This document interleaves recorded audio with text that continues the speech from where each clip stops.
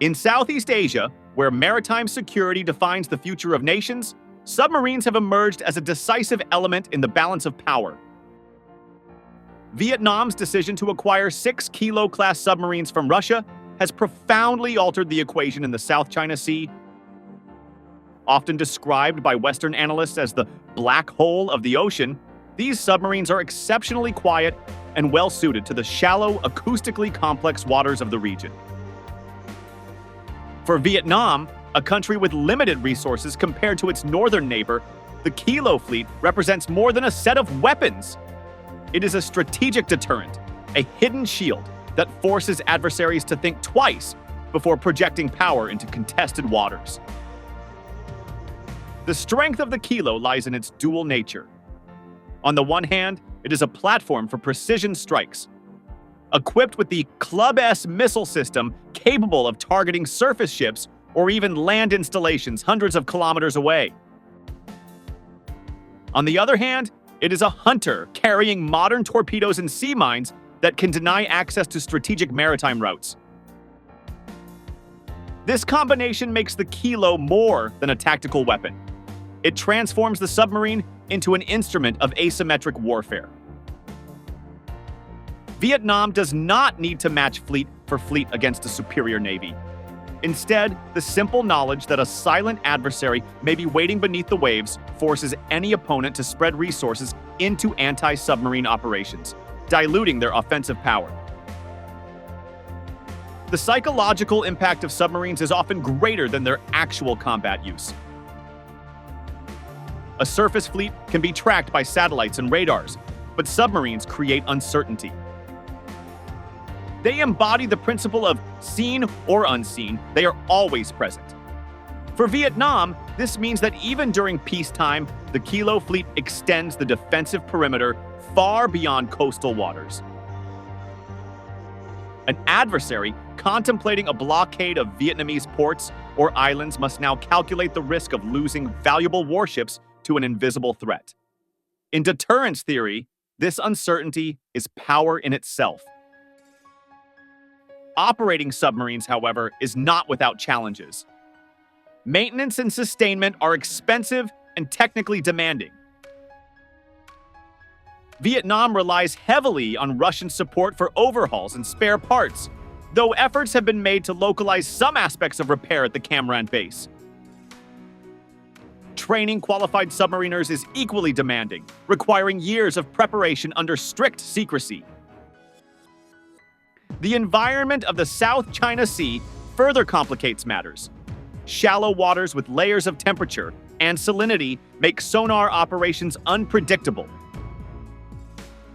Yet paradoxically, these same conditions favor the Kilo's low acoustic profile, giving Vietnam a tactical advantage when used skillfully.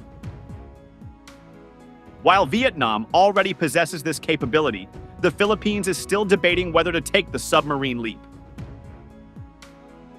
Manila has explored options ranging from France's Scorpion class to South Korea's Type 209. For a country facing similar maritime challenges, the Vietnamese experience offers valuable lessons. The lesson is not about numbers. Vietnam has only 6 boats, far fewer than regional giants, but about the psychological and strategic weight submarines carry. They allow smaller navies to shape the calculations of larger powers.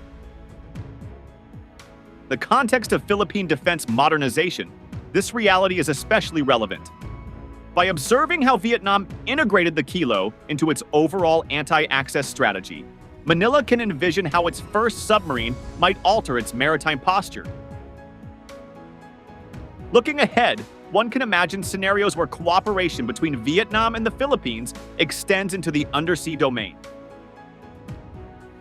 Even if Manila acquires its first submarine only years from now, joint training in anti-submarine warfare, sharing acoustic data, or even symbolic port visits could deepen trust between the two maritime neighbors.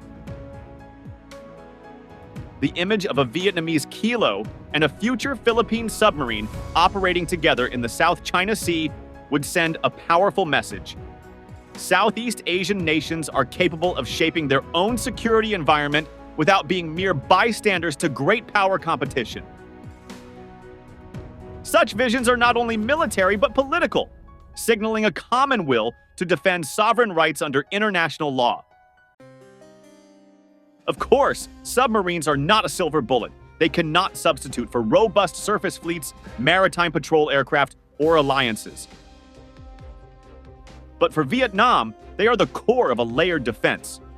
Paired with coastal missile batteries, fast attack craft, and a network of surveillance systems, the Kilo submarines anchor a strategy of denial.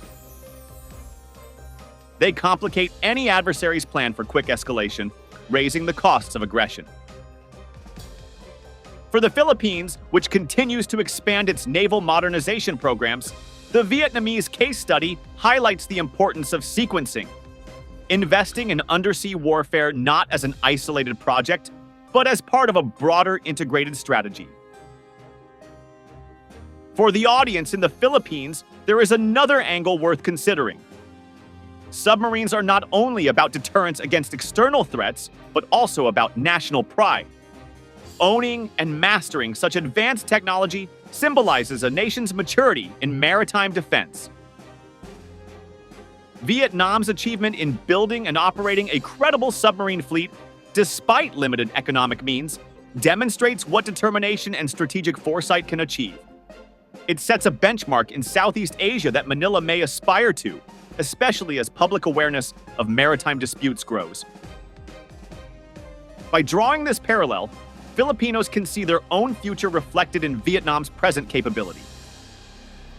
The story of Vietnam's Kilo-class submarines is thus not a closed national narrative, but a regional lesson.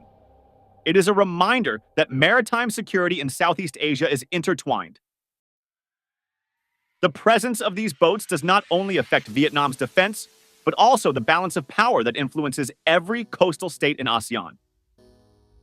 In this sense, the Philippines has every reason to pay attention, study, and perhaps one day collaborate in this undersea dimension. Together, Vietnam and the Philippines could anchor a stronger maritime front, resilient against pressures that threaten freedom of navigation and sovereign rights. As we reflect on these realities, I invite you, the community following these discussions, to continue engaging with us. Your support helps us expand this conversation, connect the dots across Southeast Asia, and give visibility to perspectives often overlooked in mainstream analysis. If you believe that voices from the region matter and that the future of the South China Sea is too important to be left to external powers alone, then stand with us. Share your thoughts, subscribe, and help us build a platform that highlights the courage, innovation, and resilience of nations like Vietnam and the Philippines. Together, through understanding and solidarity, we can strengthen not just military awareness, but also the collective spirit of our maritime community.